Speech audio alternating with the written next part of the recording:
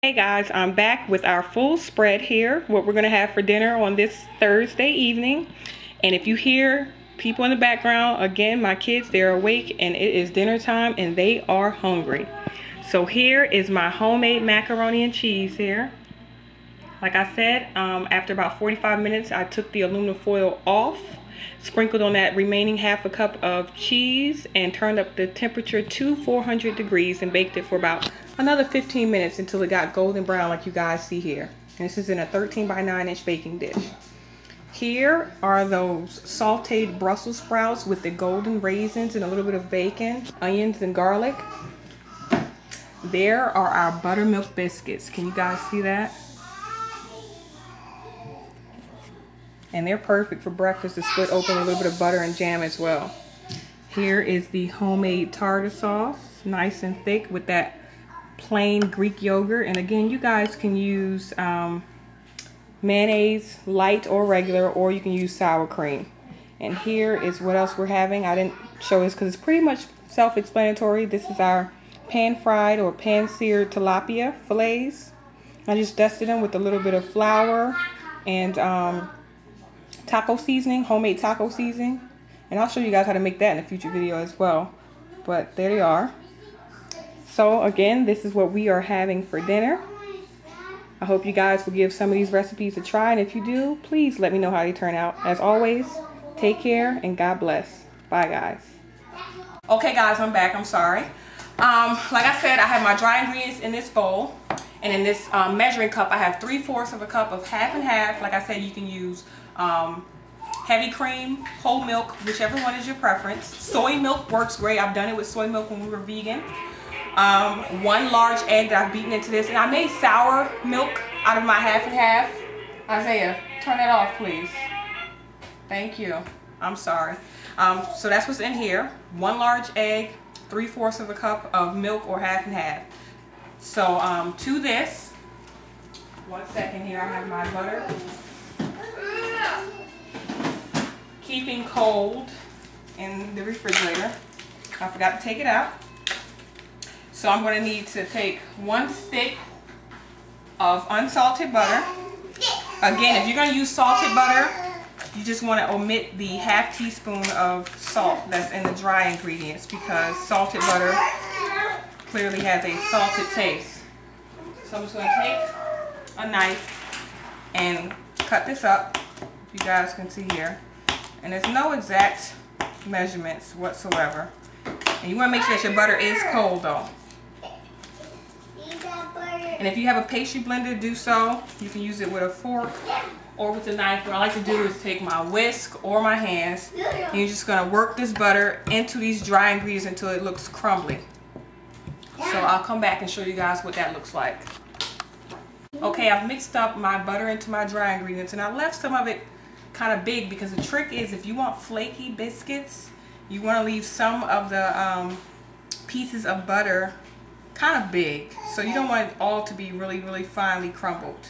And that's just going to make for a more tender, more flaky biscuit. So I'm going to transfer this into a bigger bowl here.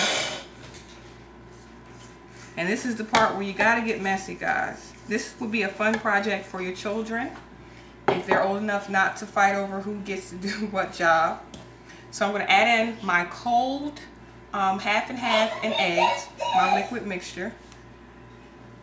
Just add that right in there. I'm going to start stirring it with a fork, just to kind of get it to start coming together. And at this point, you do want to preheat your oven to about 400 degrees Fahrenheit. And you can see it starting to come together there, starting to form a dough. And I have a little bit of extra flour here, just in case it's a little bit too sticky. So it looks like it is. So I'm just going to sprinkle in just about a teaspoon at a time. And the trick also to having tender biscuits and not tough hockey pucks is to not overwork the dough. So you want to have a very light hand when it comes to making biscuits.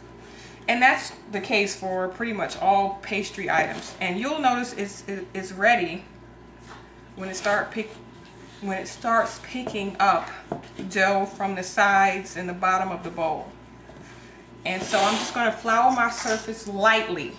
You don't want a lot, because too much flour again will make tough dry biscuits. And once you've made this a couple times, you'll really get the hang of it. So I'm just gonna dump out my dough. And as you can see, most of it is already formed together. I want to get this extra off of my fingers. Just work it into the dough. And you can use a rolling pin. Sometimes I do that. And other times I will just use the palm of my hand. That's just one less dish I have to worry about cleaning up. And you just want to gather up the scraps. And just you want to pat it out or roll it out to about a 1/2 inch thickness, and you'll know it comes to about the top of your nail bed on your thumb. And you want to get as many as you can from the first rollout. You'll see what I'm saying here in a minute. So I'm going to use, you can use any size that you want to cut the biscuit. I think this is about a 2-inch biscuit cutter.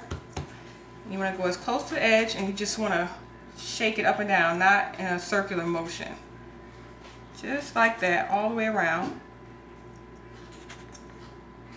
And try to get as many as you can out of this first rollout that you just did here. Because these are going to be the ones that are the best looking. So I think I got about 7. I'm just going to put them on a Silpat lined baking sheet. If you don't have Silpat, you can use parchment paper or lightly spray or grease your cookie sheet.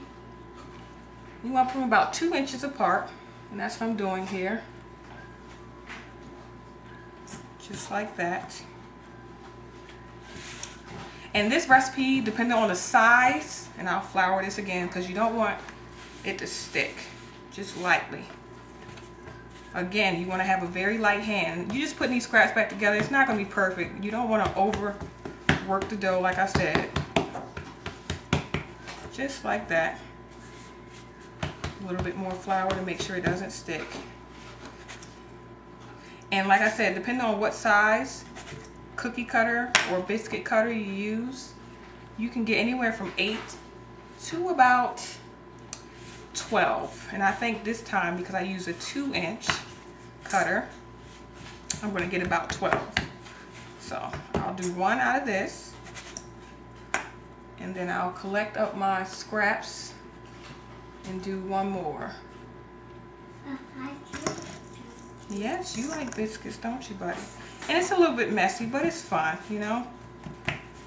And this one I won't even need to cut out. I'm just going to shape it into about a circular size like that. So this is what they all look like. I'm going to do a little bit of indentation in the middle with my thumb, and that's supposed to help them rise fairly straight in the oven. And I'm going to take a silicone pastry brush. I don't like to use the, I guess that's horsehair or just the bristled one that's not like this, because it can flake off into your food. And just that little bit of half and half and egg mixture that was left at the bottom of my measuring cup, I'm going to brush the tops of these biscuits with that.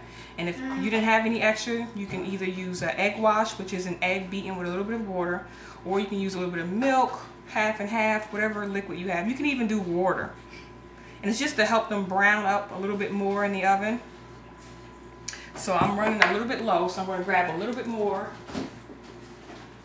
of the half and half and pour that right in. Just about a teaspoon. You don't need much. And I don't like waste, so I'd rather start with a little bit less than too much.